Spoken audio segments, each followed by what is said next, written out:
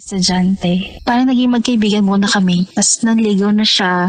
Sinagot ko siya mula noong pumasok na kami sa college. Sinundan niya ako ng school. Private na. And so ako, nag-boarding ako.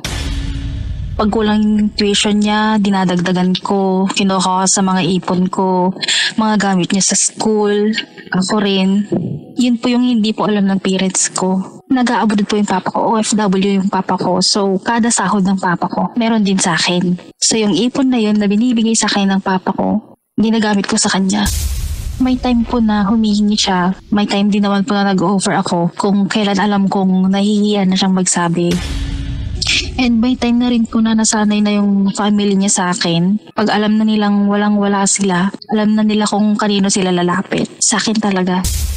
Yung wallet ko, wallet na niya. Yung ATM ko, nakakonect na sa cellphone niya every time na may ipopurchase sa online. Siya naman mismo nagsasabi na, eto ka, nagpakananay ka sa akin, nagpakatatay ka sa akin, nagpakaasawa ka, nagpaka-girlfriend ka, napakagaling mong tao sa akin. Di ko lang maisip kung bakit niya pa akong nagawang lokohin. So break na kayo? Opo. Bakit? Third party. Nahuli ko po sa messenger account niya. Pakiramdam mo ba ginamit ka nitong taong to? Parang ganun po, DJ Rocky. May pinagsisisihan ka ba? Marami, DJ Rocky. Yung pagiging mabait ko sa kanya. Yung pagtotolerate ko lang ugali niya. Napabayaan ko yung sarili ko. Hanggang ngayon nakapagtayo siya ng shop niya, hindi niya masasabing sa kanya yun kasi bago siya magsimula, galing pa sa akin yung pera. Yung motor na ginagamit niya, ako pa yung bumili para sa kanya. Gamit-gamit pa nila. Ay, ikaw yung bumili tapos iba yung inangkas? Lahat yun, DJ Rocky, nagawa ko. Nagpakatawa ako sa kanya, sobra. Dahil hindi alam ng parents ko. Tapos kanina ko lang po nasabi sa mama ko na, ma, nakita ko na yung bago niya. Pero kita sa akin ng pinsan niya.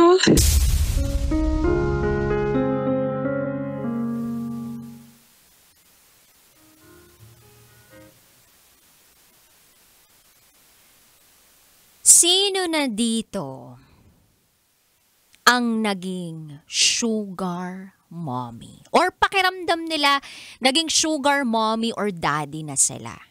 Yung tipong lahat ibinigay nila at patuloy na ibinibigay sa taong mahal nila. Kasi pakiramdam nila, sila lang yung taong magiging solusyon para guminhawa ang buhay ng taong minamahal nila. Naawa sila and at the same time, nakaka-addict kasi yung pakiramdam na may tinutulungan kang tao. Naiaahon mo yung taong mahal mo sa pagkalugmok.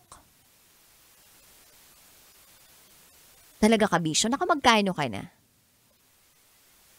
Oo. Gusto ko lang malaman kung nakamagkano ka na. Para guminhawa din yung pakiramdam ko. Kasi ganun din ako dati sa ex ko. Charot! May charot! Di ba ganun yun, Kabisyo? Parang hahanap ka ng mga tulad mo na parang gumagaso sa jowa. Tapos parang kukwentahin mo. Tapos kapag nalaman mo na yung kaibigan mo o kakilala mo, mas malaki yung ginastos kesa sa'yo. Parang okay na. Ay, okay na pala ako. At least di ako nagbigay ng bahay at lupa. And at least ngayon masaya na ako. Charot, widarot. Pero alam mo yun, Kabisyo, isa lang natutunan ko sa ganung klaseng relasyon na kapag ikaw yung bigay ng bigay, yung pakiramdam mo, lahat-lahat ibinigay mo pero niloko ka pa, hindi sila yung taong para sa'yo. Hindi siya ang taong para sa'yo. At matatagpuan ka lang at matatagpuan mo lang yung tamang tao para sa'yo kung hindi mo na ipipilit ang maling tao sa buhay mo.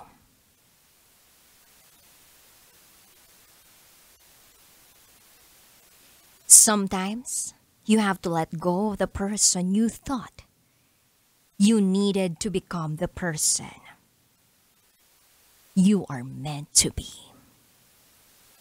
In Filipino, kung akala mo tao ka, hayop ka. Charot! Anyway, Kabisyo, alas 9 ng gabi hanggang hating gabi magsasama tayo kapiling ang Basa Princess ng Love Radio. DJ Raketera, at ngayong gabi samahan mo ko sa isa na namang panibagong pagsisiwalat ng sikreto ng ating kabisyo. Eto na po ang patikim ng Spotify Philippines Top New Podcast of 2024.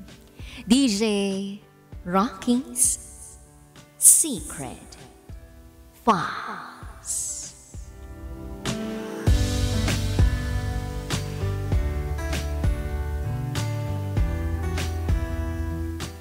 Kabit ako ng kabit ko.